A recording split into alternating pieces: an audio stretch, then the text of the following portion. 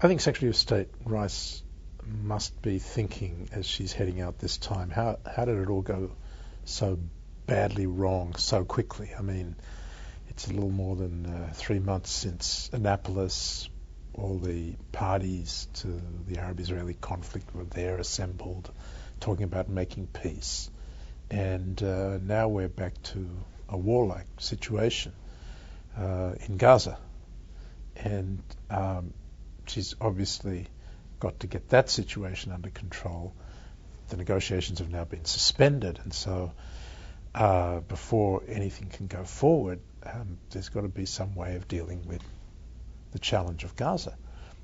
But to deal with the challenge of Gaza is immensely difficult now, because with Hamas having taken control there by military force, there's no sensible way out that can either include Hamas, since Hamas is not interested in negotiating peace with Israel, since Hamas is engaged in a conflict not just with Israel but with the Palestinian Authority that Israel wants to negotiate peace with. That if Hamas is somehow brought into the process, you lose Israel and the rest of the Palestinian Authority, so you don't even have a negotiation there.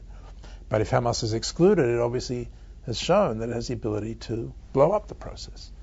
So it's a real conundrum now, which I don't think needed to develop in this way if the Secretary of State and President Bush had taken seriously their own objective of trying to achieve an agreement by the end of the year. And they've just been absent from the arena since Annapolis, for all intents and purposes, except for the President's magical mystery tour to the Middle East, which really did nothing to advance the process.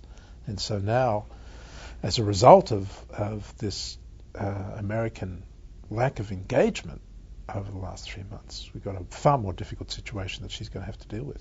The Iranians are engaged in a bid for dominance in the region. They see the United States stumbling. They see the opportunity to spread their influence to Iraq, which they've done quite effectively, in Lebanon, where through Hezbollah they're helping to paralyze the Lebanese government and rebuilding Hezbollah's capability of confronting Israel. And in Gaza, where they are the primary supporters of Hamas.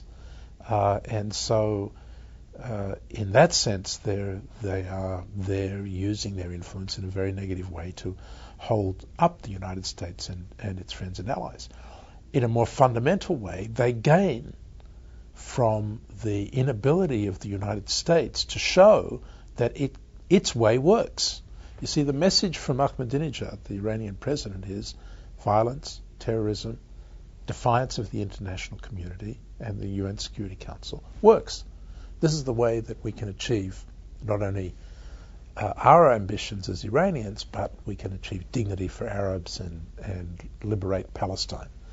And that's the message that comes from Iran, from Hamas, from Hezbollah.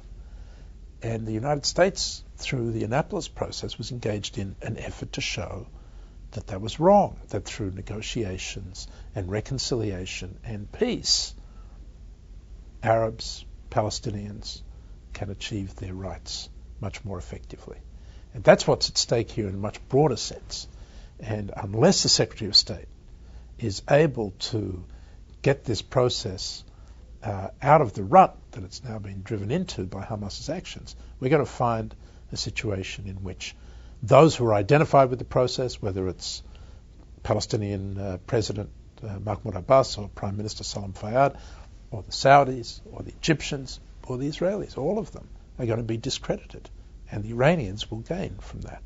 I think that if people were rational when George Bush turns up for Israel's 60th anniversary celebrations, that people in the Arab world will look at Israel and look at the Palestinians and say, it hasn't worked out so well, and maybe there's something we need to do better, because the Israelis, they've got a problem, but it's not holding them back, and it is destroying Palestinian society and creating more and more misery for the Palestinians. So there tends to be a view on the Palestinian side and the Arab world more generally, that time is on our side. I think the message of the 60th anniversary is time is not on the side of the Palestinians.